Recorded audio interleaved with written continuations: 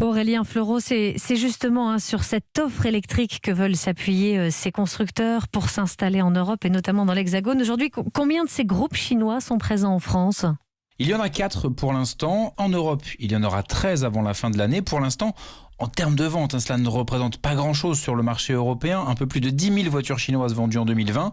Mais ce sera 10 fois plus en 2025 selon les prévisions de Lorraine Morard, analyste pour IHS Markit. On peut s'attendre à une accélération de la présence des marques chinoises, notamment parce qu'elles vont avoir une stratégie d'électrification qui va être à bas coût, de proposer des véhicules électriques avec une bonne autonomie de batterie à des prix qui vont peut-être défier toute concurrence. Mais ça va être aussi de communiquer, de rassurer. C'est vrai que c'est des marques qu'on ne connaît pas.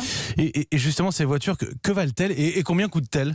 Alors, il ne faut pas s'attendre à du low cost, pas de voiture à 10 000 euros. Le positionnement est plutôt similaire à celui d'un Huawei dans le domaine des smartphones, du premium. Ces voitures sont des concentrés de technologie, principalement des SUV 100% électriques dans les 38-40 000 euros. Mais le prix peut vite diminuer avec les différents bonus. Ça reste donc un peu moins cher, si je vous suis bien, que d'autres voitures électriques type Tesla. On imagine forcément que ça inquiète la concurrence occidentale.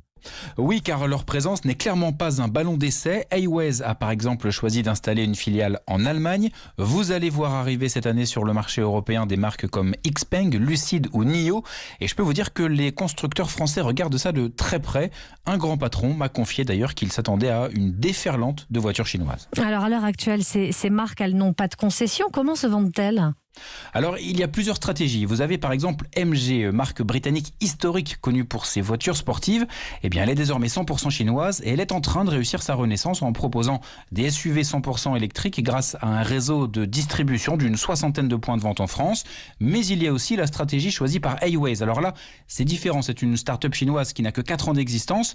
Un modèle plus proche de Tesla. Tout se fait en ligne, sauf les essais de voitures. Là, on vous l'apporte à domicile.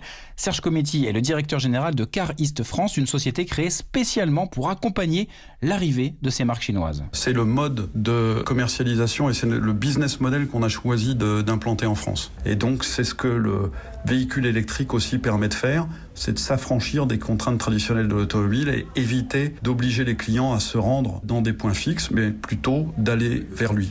Et pour accompagner le client, eh bien, des partenariats ont été noués avec des enseignes comme Feu Vert ou une jeune pousse niçoise, Go Mécano, qui assure les réparations à domicile. Les constructeurs chinois à l'assaut du marché automobile européen. Dossier signé Aurélien Fleureau pour Europe 1.